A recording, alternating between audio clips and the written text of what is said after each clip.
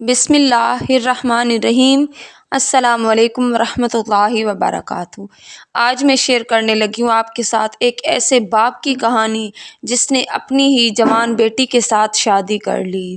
یہ کوئی من گھڑت کہانی نہیں ہے بلکہ یہ ایک سچا واقعہ ہے اور ایسے بغیرت باپ کے بارے میں ہے جس نے معاشرے میں رہتے ہوئے ساری اسلامی شریعت کی حدوں کو پار کرتے ہوئے اپنی ہی بیٹی کے ساتھ شادی کر لی اور اللہ تبارک و تعالیٰ نے اسے اس کے انجام تک پہنچا دیا۔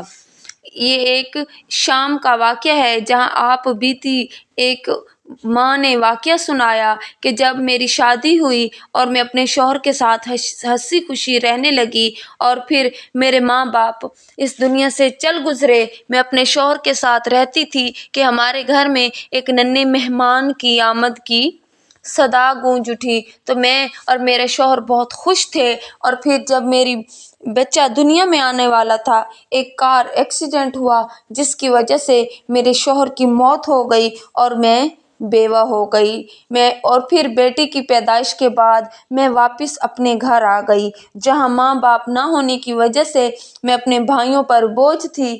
5 سال گزرے تو آخر بوجھ تھا جو بھائیوں نے اتار پھینکنا تھا، اور پھر میرے بھائیوں نے ایک شرابی شخص نے جس نے انہیں پیسے دیے تھے اور اس کے ساتھ میری شادی کر لی۔ یوں سمجھ لیجیے کہ مجھے بیچ دیا۔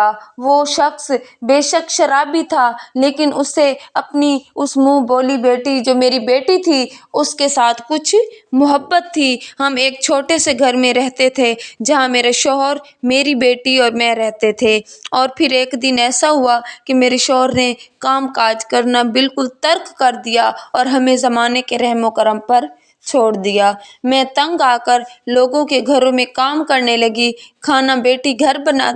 بیٹی کے لیے گھر کھانا لے آتی اور پھر شوہر جو کچھ میں کما کر لاتی وہ بھی چھین لیتا اور کھانا بھی اب وہ میرے پلوں سے کھانے لگا تھا۔ آہستہ آہستہ وقت گزرنے لگا، میں خاموش رہی کہ اب بھائیوں پر بوجھ نہیں بن سکتی اور یہی میری قسمت ہے۔ میری بیٹی جو کہ اپنے باپ کو اپنا باپ سمجھتی تھی اور اس نے اپنی زندگی میں اپنے حقیقی باپ کو دیکھا ہی نہیں تھا اور وہ اسے ہی اپنا باپ سمجھتی تھی اور وہ بھی اس کا کچھ لحاظ رکھتا، اس سے محبت سے پیش آتا اور اسے اپنی بیٹی مانتا تھا۔ یوں ہی دن گزرتے رہے۔ میری بیٹی بہت صابر و شاکر تھی، وہ اپنے باپ کے ساتھ بہت عزت اور محبت سے پیش آتی تھی، اسے رشتوں کی پہچان تھی، وہ اپنی باپ کی عظمت کو سمجھتی تھی۔ اس لیے جب بھی وہ شرابی شخص نشہ پی کر گھر آتا تو وہ اس کے سامنے بہت کم آتی اور اس کے خدمت کرتی، اس کے لیے کھانا لا کر دیتی اور اس کے پاؤں دباتی تھی، جبکہ میں صبح کی گئی تھکی ہاری شام کو گھر آتی تھی اور میری بیٹی پورا دن گھر کا کام بھی کرتی تھی اور ساتھ ساتھ اللہ تبارک و تعالیٰ کی عبادت بھی کیا کرتی تھی۔ یوں ہی دن گزرتے رہے۔ اب میری بیٹی جوان ہو چکی تھی اور میرا جو شرابی شوہر ہے وہ بوڑھا ہو چکا تھا، کیونکہ جب میری اس کے ساتھ شادی ہوئی تھی تب بھی وہ تقریباً ادھیڑ عمر کا تھا اور اب 20 سال کے قریب ہونے والے تھے۔ میری اس کے ساتھ شادی ہوئی کو تو وہ اب بوڑھا ہونے والا تھا اور میری بیٹی اب 20 سال کی ہو چکی تھی۔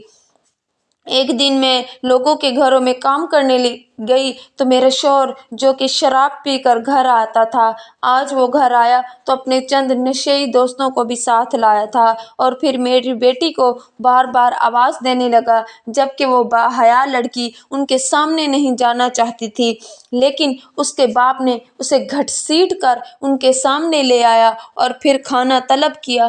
میری بیٹی بیچاری ان کے لیے کھانا بنانے لگی تو وہ اس کے دوست کہنے لگے، تمہاری بیٹی تو بہت خوبصورت ہے، تم نے اتنا خوبصورت ہیرا کہاں چھپا کر رکھا تھا؟